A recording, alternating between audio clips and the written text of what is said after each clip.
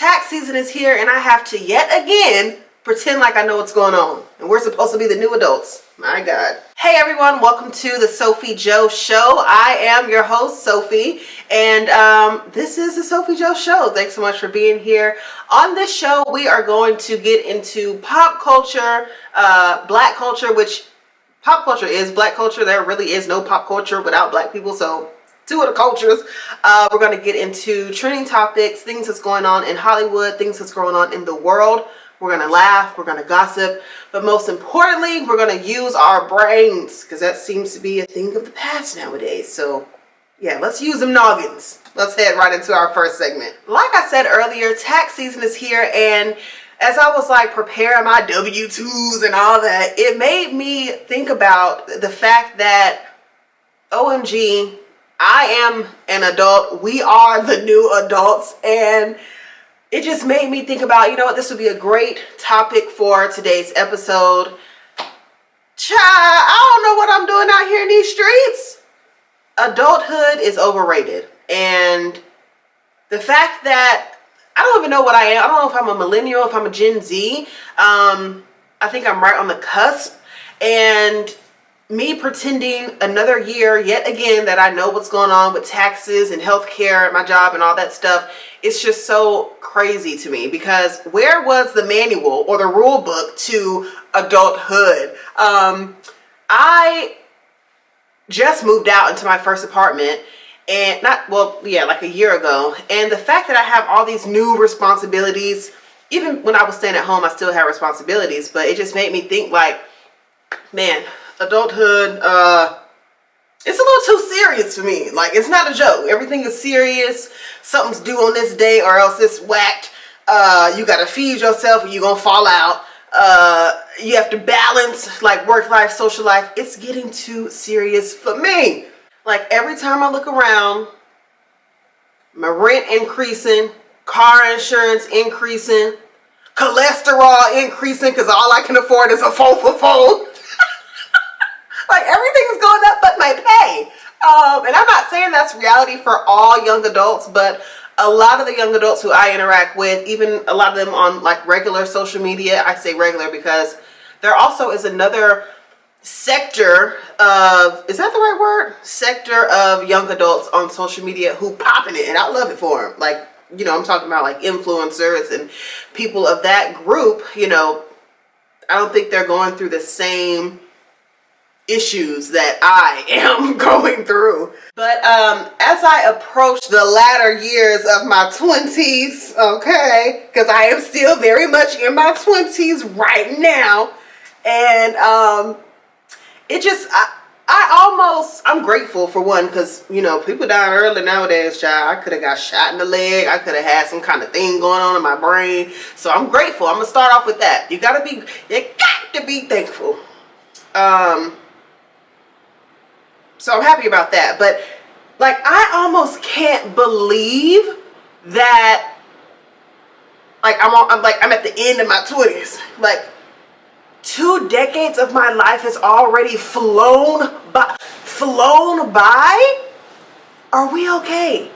It's kind of scary how fast time flies, because a lot of times I feel as though I'm like 16. Like, I feel like I'm still figuring things out. I know a lot of things, but I also don't know a lot of things.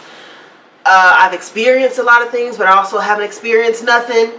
So I just can't believe, like, wow.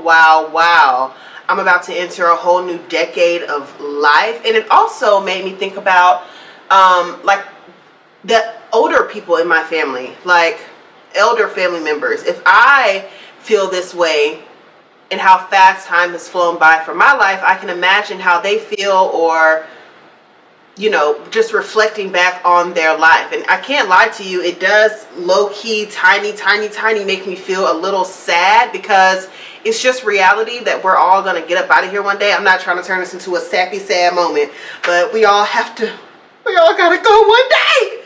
And I don't know, it just seems like the faster time flies, the least or the less time we have with people that we love and care about. And I don't know how this turned into a sappy moment, but Hey, that's just how it is. Like I said, the show, we are going to touch on everything. Real life stuff, funny stuff, whatever. Oh, what am I drinking on? This is a homemade cake batter iced latte made with almond milk. Very delicioso. To bring it back to the topic about young adulthood, my God. I wanted to say this.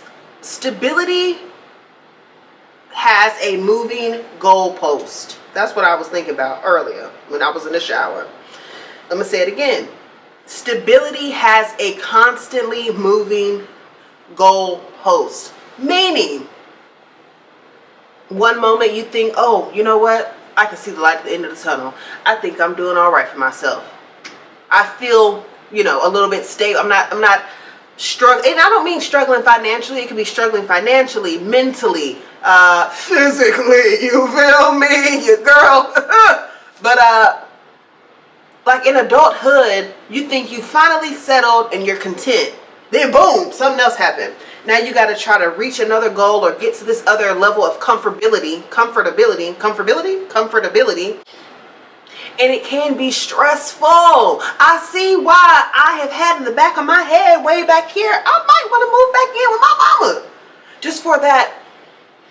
And I'm not saying move back in because I want to freeload, but move back in for that sense of security, that comfort, and to, save or whatever. But I think that it doesn't make sense that statistics have shown, studies show that this generation will probably have to work until they're 70.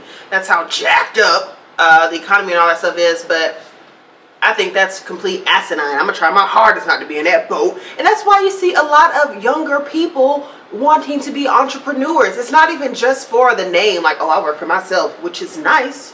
But it's also because when you work for yourself, you can determine how much money you can make, how much goes out, all that good stuff. We all know when you work for a company or work for somebody else, there is a cap. You will never be able to be like extremely rich. And I'm not saying that rich is everybody's goal, because it's not even my goal. But when you work for someone else, they literally like, you're a robot. They control like your everyday routine. And a lot of us young people, we're not trying to be caught up in that hamster wheel of being a robot doing the same thing every day going to work. So a lot of people are working for themselves, and a lot of it, which I'm very proud of, is through media and content creation, whether it's Twitch, TikTok, YouTube, but I love that. We're going into a whole nother topic, but I love that content creation is becoming a launch pad for what else you want to do. Like, you can put yourself out there with content creation, and it can kind of launch you into, say you want to be an actor, you want to be a singer. It will allow you to build that platform. Don't know how we got on this topic, but all I'm saying is being an adult is hard. I can't believe we're the new adults. I can't believe I'm a new adult. And what made me think about this even more, last night my cousin sent me a picture from a friend from a yearbook when I was in 3rd grade. I have never seen that picture of myself, and I can't lie, it low-key made me emotional. I started crying and everything. Child, I had Cleo Soul playing. Why do we do that? When we feel sad, we play sad music to make us feel even more sad.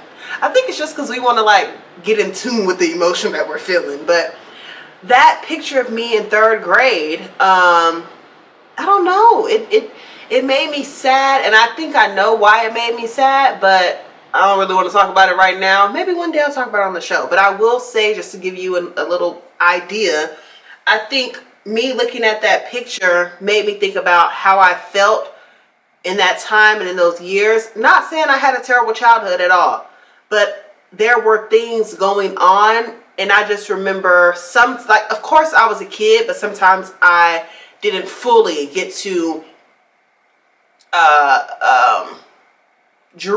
play in that childhood space, because there was, serious things going on in my household, and there were times when I had to, I feel like, be a little adulty. Like, adulty, is that a word? I didn't always have the opportunity to always be a kid. There were some things I was just trying to like help or like protect or whatever. We'll get into that another day, another time. And I think that picture made me think about that, I guess. Nobody has an easy childhood. This episode is a little heavy, isn't it? Anyways, some people do have a brilliant childhood, which is great.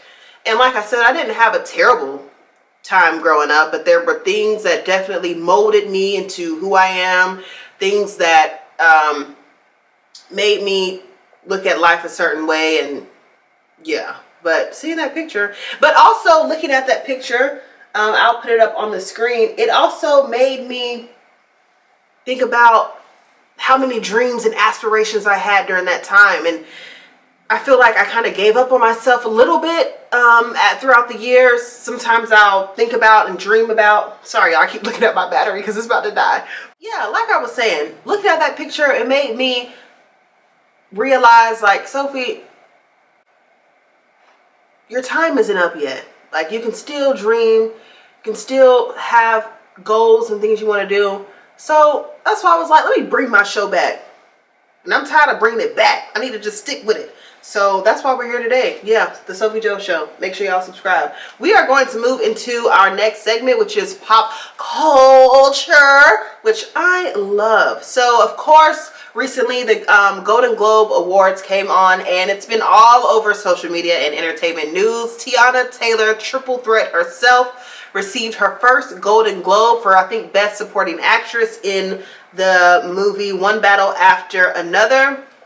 Her acceptance speech was beautiful, very emotional, and you know, she's trending, I think, because we all know Teyanna Taylor is just a talented creative. And me personally, I've been watching her since my Sweet 16. That's when a lot of us were first introduced to her. I thought she was so cool and all that stuff. And just to see her career evolve into what it is now, and I'm sure she still has way more things to accomplish, it's really beautiful and inspiring.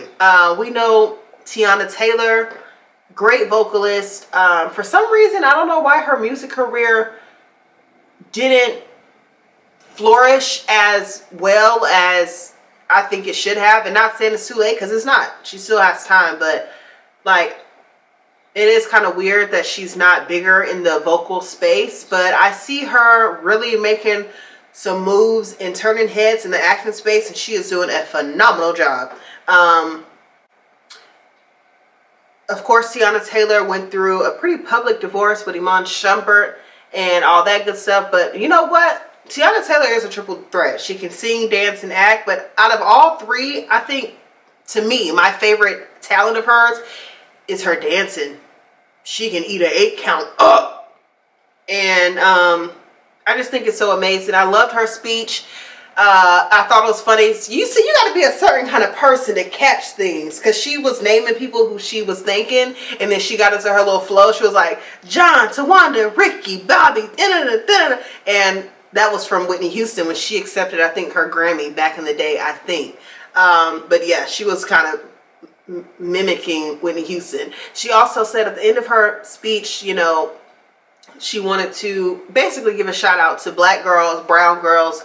You can dream in that space. You can be and do whatever you want to do. And I just love hearing words like that, because you really can. And I'm super excited for Teyanna Taylor. I know this is just the beginning for her. And I can't wait to see more.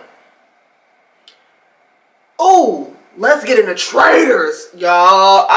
If you don't know what Traitors is, it's a show on Peacock. I've been watching it since season 1. They have like the regular Traitors, and then they also have Celebrity Edition Traitors. This season, season 4, only 3 episodes in. Really juicy. We have Candace from Potomac Housewives. We have like 2 Olympic figure skaters. We have reality stars, actors, comedians, etc. Housewives on there. So far, it is pretty freaking good. I'm going to start off saying this. Portia already went home. Okay. I don't know how to say this without it sounding bad. Most people, if you come from the Real Housewives of Atlanta space, we all know Portia, she isn't slow, but Portia isn't, she isn't the brightest light bulb. Okay? So her being voted to go home, I'm not even shocked. I know a lot of people are mad at the comedian Ron. I haven't laughed yet, first off. Most comedians are naturally funny. I ain't laughed. I haven't even cracked a smile looking at him. Because anyways. A lot of people are mad at him for like saying what he said about Portia and getting her sent home. But low-key, Portia, she brought it on herself. No, she did not say, I killed so-and-so last night. I forgot the man's name. I think Ryan.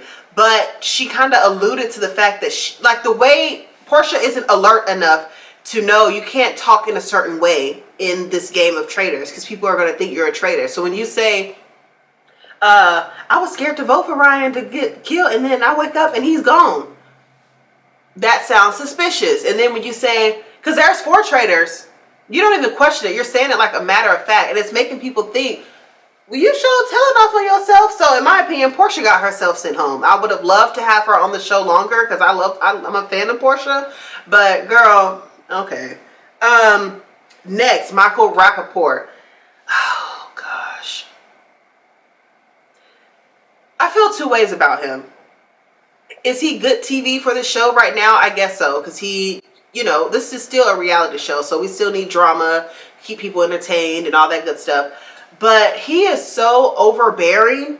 He's just, and he constantly wants to prove, I'm from New York, I'm from New York, I'm from New York. You got to be rough. You got to be tough to be from New York. Like, yo, yo, yo. He might as well put yo, start every sentence off with yo, yo, yo. This white man, chop, he's too, the word that I can think of is overbearing. And everybody wants him gone, yet nobody is all voting for him. So I'm confused to go home. If y'all think he's a traitor, why haven't y'all come together to vote him out?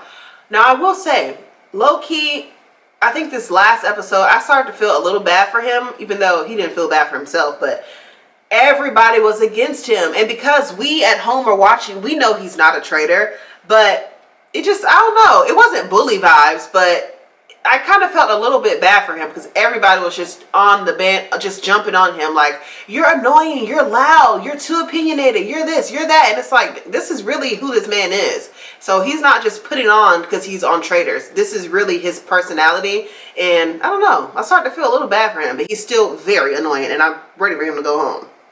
Next, Candace, my girl Candace from Potomac. I hope she comes back to Housewives one day, but I think Candace was a perfect pick to be a traitor, and I think the producers knew that too.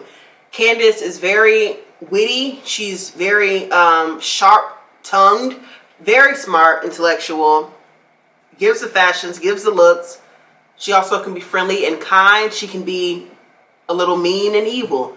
Total package. Perfect for a traitor and a housewife. But unfortunately, I do think that some of the people are going to start to use their brain and think Candace is a traitor, and I think she is going to end up getting sent home. I don't think she's going to win because Candace is almost starting to talk too much. Like, okay, sometimes being a traitor, what I've noticed with the show, you have to kind of be low-key, but not too low-key, because then it's like, okay, you trying to be quiet so you don't accidentally tell off on yourself. You have to find a perfect balance, and I think Candace is talking a little bit too much. So if she just dials it back just a tad, she might win this thing like a chicken wing. Okay, and lastly for pop culture, guys, I want to talk about this viral video on TikTok, and it really just pulled at my heartstrings. I almost started crying. So there is a creator on TikTok by the name of Granny Is Too Much, and she recorded a video about when she went to the grocery store and somebody tapped her on the shoulder. She turned around. He had on like the Meta glasses, so she knew he was recording her. And he like called her Miss Netta. He thought she was Miss Netta. And she said the man was fine. So she was already like embarrassed because she said she typically doesn't leave out the house without lip gloss and earrings. I'll come back to that in a second. But this time she literally just ran to go grab something. And when you have something on the inside that you're already a little insecure about, or that you just have trauma around, when someone addresses that head on to your face, you sometimes, like, everybody isn't a pop-off queen. some people turn into a recluse and almost like in a child manner. So she said when the man was like, "Are you Miss Netta? Miss Netta, say hey to your fans," or whatever, basically making fun of her, because we all know who Miss Netta is. So, and I'm not trying to be shady, but I don't think a lot of people want to be compared to Miss Netta. She said she just like kind of almost like tucked her tail and had her head down, and she like ran out the store, and then she told the story in the car. I felt so bad for her. Her voice was cracking. She was tearing up. She was crying. And I'm going to get into a little bit of the nitty gritty of like why that was so hurtful for her. Listen, I know I'm not everybody's cup of tea, and I know I'm ugly to a lot of people. I know that. You know what I'm saying? Growing up, I was never the pretty girl. You know what I'm saying? I was always around pretty girls, but I was never the pretty girl, the beautiful girl. Now, I was always called sexy, but I know what it is, y'all. You know what I'm saying? I'm dark skinned, big lips. I do got manly features, but I'm not a man. I've been dealing with this for a very long time. I'm a man. As far as the Miss Netta thing, I've never had nobody tell me in person that I look like. Growing up, she said that she was never the pretty girl, and I understand that. And she was kind of told her whole life she's kind of manly, but she is a woman. She has 5 kids. She has grandkids. She's literally a woman, but she has manly features. She said she's dark skinned with big lips, and you know, America, I'm gonna say the world, not just America, but since we live in America, I'm gonna say America. We are so, I don't even know what to say. We're just so caught up on stupid stuff, and it really breaks my heart for this lady, because this isn't a kid, this isn't a teenager, this isn't a 20-year-old. This is a grown woman in the car crying because someone basically was calling her a name in the store, and it broke her down to a childlike age in her life, and she was reflecting on how she basically doesn't fit the standard beauty, the beauty standard. You know, a lot of times we think the beauty standard is either a white woman, or if they're not white, we think they're racially ambiguous, lighter skin, thinner hair, curly hair, certain features. Or if you think about the definition of a woman, a lot of times what comes to mind is smaller frame, small hands, small feet, very like a damsel in distress. But that's just not reality. We all come in different sizes and shapes, and I just felt so bad for that lady, because and it was a black man who was making fun of her. Of course, not of course, but my God, we have just got to do better. It really makes me so sad. And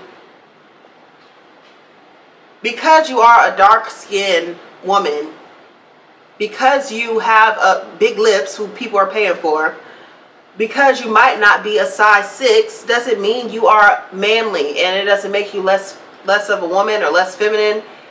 And that's what she was feeling. And I wanted to piggyback or circle back around to the whole lip gloss and earring thing. A lot of women, I don't know if this is just a womanhood thing, or if it's a black young womanhood, but I know when I was a kid, my mom always told me, my sister, put some earrings on, put some earrings on, put some earrings on. And I think a lot of other parents told their kids, put earrings on when you leave the house.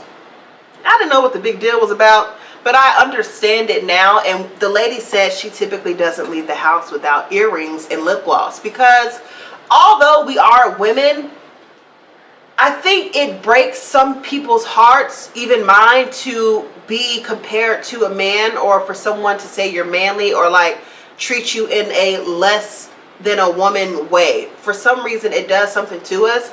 And then the creator also said, this is quote, "Nowadays there are men who are way prettier than I am," meaning like hair, makeup, glam, beat down, and but she's still a real woman and still is looked at as manly. And y'all have to watch the video, because she almost had me crying, because I can imagine how that feels. I almost do know how that feels. I'll be honest and be very candid in this moment. Okay? Now, I don't think I'm manly. I think I'm a cute girl, but I love makeup. And I think the reason why I love makeup is because I feel better. A lot of women do, but I feel like way more attractive with makeup than I do without makeup. Don't get me wrong. I'll rock a bare face all the time. But I am a woman of a certain stature. I'm not a very small and petite girl. Like, and growing up, I don't know why, but that always bothered me. I was always, you know, kind of the taller one in the class. I wasn't always chubby. So, but I have been chubby within the last parts of my years. Just being taller. Being a taller woman also comes with a bigger foot. I feel like my feet big. My hands aren't big, but I understand what that lady was saying, because even like, for example, if I'm at the mall with my mom and my sister, they're kind of shorter, they're more petite, and I just feel like Jolly the Green Giant towering over them, like, that's how I feel in my mind. Every step I take, it's like, boom. That's how I feel. And I'm assuming it's because I'm taller, but I've always felt like that. That's why I could resonate with this creator so much, because although I don't feel like a man, I don't feel manly, and I don't think the face gives man, but I can understand just my stature. Most women are just smaller and petite, and that's something, it's really weird, and it's almost a secret that I've battled with my whole life almost. Well, I'll say my whole adult life. And I'll give one story really quick. I don't know why I'm saying really quick. This is my show. We can take as long as we want. But I used to be a waitress through college. Got me through my college years, boo. And there used to be, okay, I pretty much get along with everybody. So I was cool with all the waiters and all the cooks. Shout out to the cooks who used to give me free food. My money was funny, but a Creole was hungry. So yeah, anyways, there was this one girl who I worked with. I won't say her name, but she was very small, petite, cutesy girl. And if a guest ordered dessert, like ice cream, we had to get the ice cream ourselves out of the ice cream freezer box. But everybody knows the ice cream is super hard to scoop because it's like frozen, almost rock solid. And once again, she was a very cutesy petite girl. And I'm a girl too. Like, just because I'm tall doesn't mean I got the strength of, and that's what I'm saying, doesn't mean I have the strength of a man because I'm tall like some men. It doesn't mean that I'm like the Hulk. I'm still a female. So anyways, the girl needed to get some ice cream out of the thing, but it was super hard to get. She kind of peeked back to one of the cooks were men, and was like, hey, can you help me get this ice cream out? I can't get it, it's too hard. And I just played it off because I know how to play things off, so it looks like I'm not affected, but I really am, because I'm still talking about it. This is years later, so obviously I was affected. But I saw, or like from the corner of my eye, I saw the cook point to me like, Sophie big enough or strong enough, she can get the ice cream for you. And to me, it was like the girl, and it wasn't the girl, it was the cook who like offended me, because she was just saying like, I can't get this. She didn't say, Sophie, can you help me get this? She went to a man because, you know, just overall men are stronger than most women. And to me, it was him saying like, oh, just get Sophie to do it. It was kind of saying we one and the same. And that might not be what he was saying, but to me, that's how it felt. And when you already have a little insecurity of that, something like that will bring that out. That's why I understand completely what the TikTok creator was saying.